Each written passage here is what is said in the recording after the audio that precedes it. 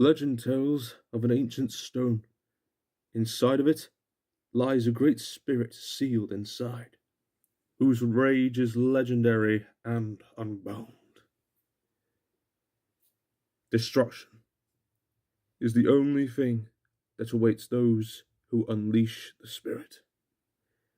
And unless that great anger can be overcome, great ruin will emerge.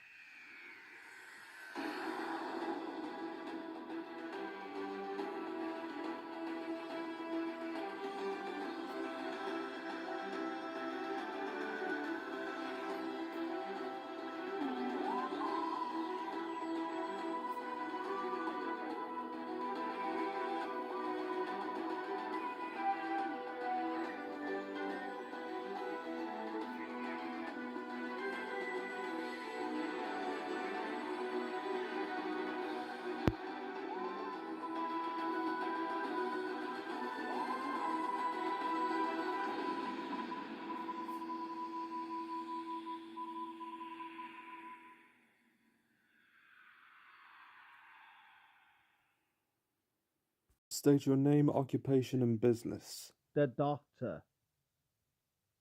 Not a doctor. New life crisis. So fun. The doctor found himself being taken to questioning, and Fenton was locked in the TARDIS. They had travelled to another universe, even though it should have thought to be impossible. Before long, Chris, one of the Duhart fleet's upper ranks, came before the doctor and asked if he knew about any local legends, showing them their latest expedition. The Navy's upper crust are set to demote the Duhart fleet, and they believe this red panda stone tablet will allow them to sail once more before it's too late.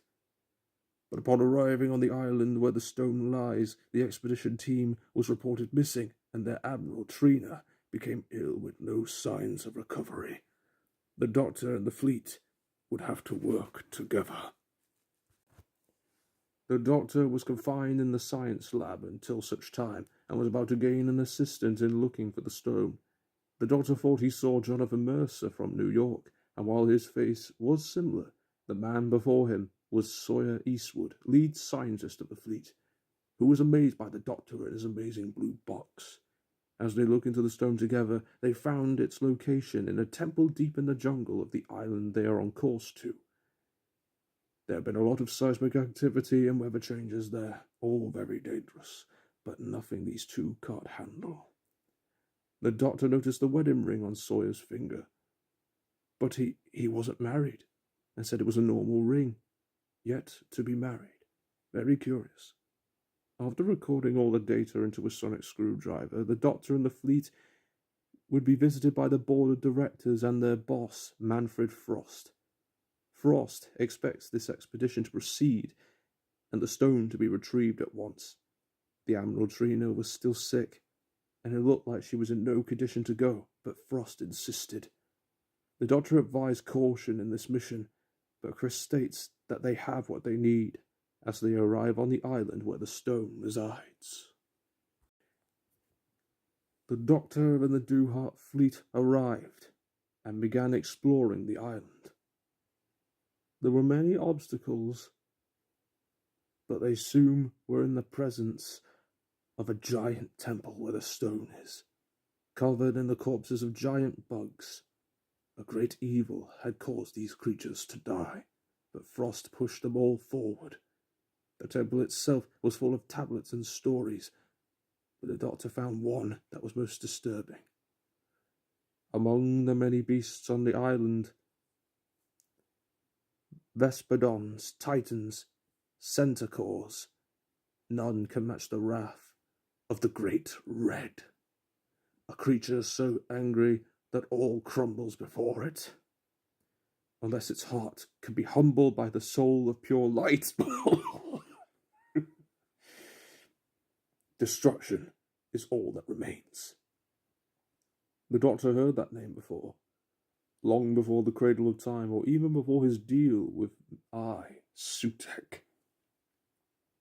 He strongly advises to leave, angering Frost, but Chris wishes to carry on. The Doctor says that the Great Red was sealed away for the best of reasons. It'll bring terror, not just to this island, but the whole galaxy, as the Doctor and Chris argued.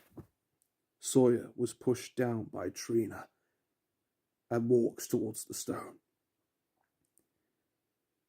Lightly from being caught in a trance, the Doctor tried to stop her until Frost had him at gunpoint. The possessed Admiral touched the stone, causing her to scream in pain and faint. They had to run as she collapsed. Chris carries Trina, lamenting on what he has done. But it was not the time to ask why, as the Doctor and the fleet retreated back to the ship.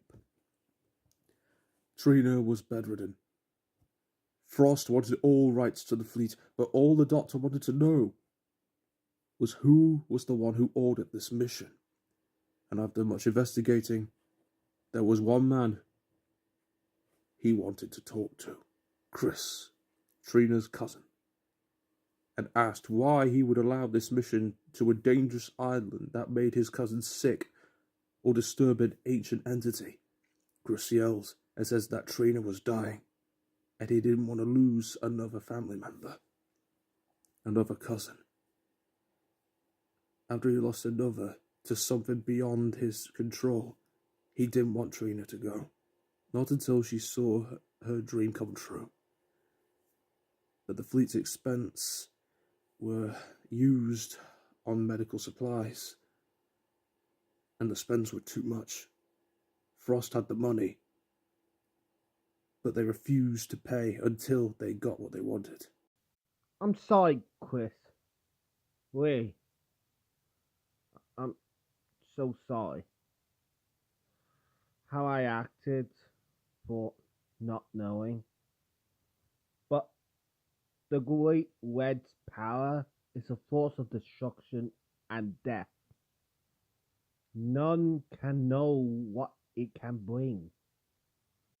I don't know what nightmare has come from that stone, but it has eyes, and they're set on your cousin. I thought I sealed it away a long time ago to harness its power, but it was too much. I lost.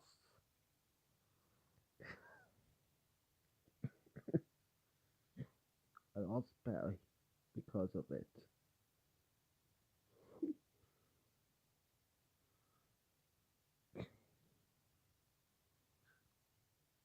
But I'm here now. And on my honor, I'll swear, whatever this new cycle has for me, I will save Trina. And I will heal her from this curse, come hell or high water. Frost stupidly brought the stone back to the ship and said it would pay off all of Chris's debts, but Chris demanded the stone to be returned. Frost refused and declared that the fleet was now his. Anyone who questions or defies his orders will be imprisoned or thrown overboard. A red-hot breeze was in the air. Trina was behind them and heard all of it. She was angry that her fleet was being taken away, angry that Frost would be this cruel, and angry at her cousin for keeping all of this from her. The Doctor advises Trina to calm down, but she couldn't. And then the stone tablet began to crack and break. The great red spirit was unleashed and entered Trina's body, turning her into a giant red panda, destroying all in her way. The Doctor and Chris were forced back on the island and ran from the red panda titan. They had to get away from her, to get her away from the fleet, and they made a dash to the TARDIS before it sank with the ship.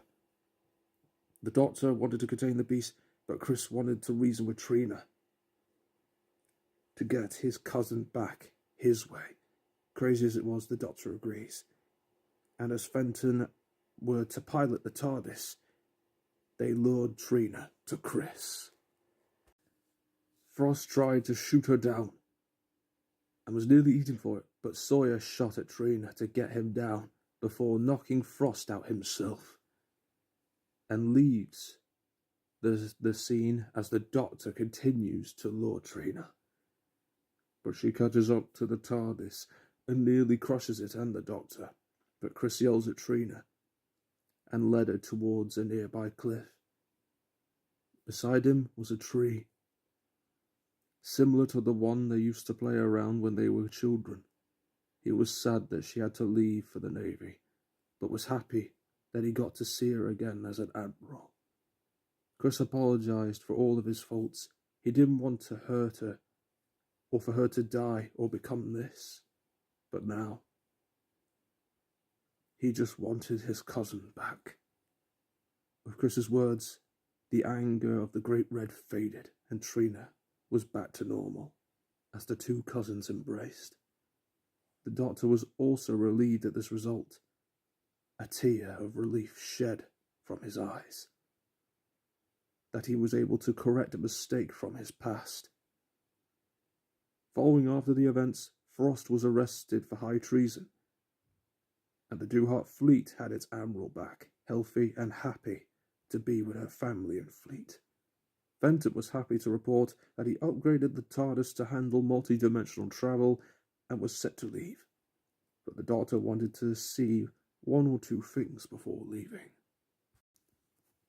The doctor went to see Chris and Trina, who thanks him for everything. The Great Red's power cured Trina, but its spirit removed. And with Trina and Chris, maybe the once great spirit of rage will know the beauty and peace of mortal life. It wouldn't be easy, but they'll do it. Before the doctor leaves, he asks if he could speak with the Great Red once more. He vows to the spirit that he will atone for his actions with this new cycle, and that he'll never forget who he truly is, the Doctor. The Great Red passes in friendship, but not before warning the Doctor about two new Pantheon gods.